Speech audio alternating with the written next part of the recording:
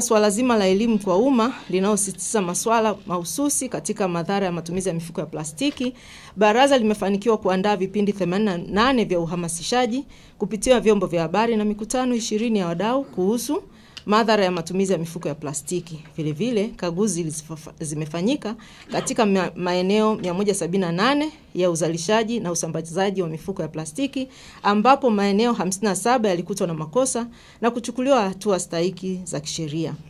Zaidi ya tani 150 za vifungashio kwa bahati mbaya visivyokidhi viwango vilikamatwa, vikitaifishwa na kuteketezwa kwa mujibu wa sheria yetu. Hata hivyo, swala la udhibiti wa vifungashio vya plastiki ni letu sote, kuanzia ngazi za familia hadi taifa. Hivyo hatuna budi kushirikiana kwa ajili ya kuleta matokeo chanya. Taka za plastiki kwa kweli ni na athari kubwa sana kwa afya za binadamu na mazingira kwa ujumla. Kwa hiyo naomba tuongeze nguvu wote sote, kila mmoja asimame katika nafasi yake kuhakikisha kwamba mifuko hii ya plastiki nchini inatokomezwa. Mifuko ya plastiki inafanyika kupitia task force, kikundi kazi, si ndio?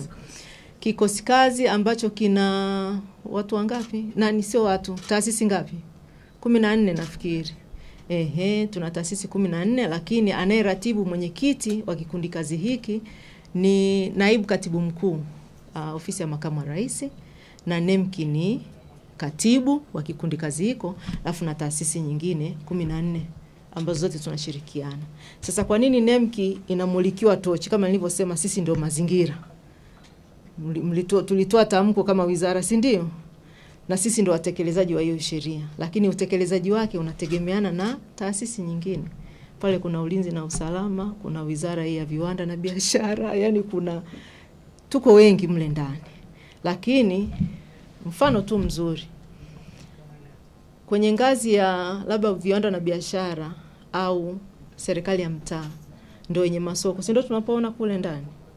NEMKI anaenda kuona na kupiga sauti pale anapovamia kufanya nini? Zile enforcement zako. Ndio kamata ulikuja umetoa wapi. Lakini kama kila mmoja wetu angesimama katika nafasi yake, katika kutoa kibali cha kiwanda kuzalisha, katika meneja wa soko kupokea ile mifuko, sasa anatoa kwa anajua. Kila mmoja angesimama katika nafasi yake. Kama ni wewe ni mtu wa migration, mifuko imeingia kutoka kwenye boda zetu, ukasimama kwenye nafasi yako kuzuia isiingie, basi hii mifuko ya plastiki tunaweza sana kuidhibiti. Lakini sisi tunaenda kuvamia pale ambapo tunasema mbona imerejea. Lakini hiyo nguvu na mamlaka sina, lazima ni chain off. Kwa kamati zinaendelea kufanyia kazi kwamba kila mmoja katika hii task force kusimama katika nafasi yake kuhakikisha kwamba kweli kile tulichokiadhimia, na tulianza kwa nguvu kweli, ila si ndio hiyo sasa una balance uzalishaji na nini na uchafuzi wa mazingira, mapato na nini uchafuzi wa mazingira. Nafikiri hiyo balancing ndio bado tunafanyia kazi.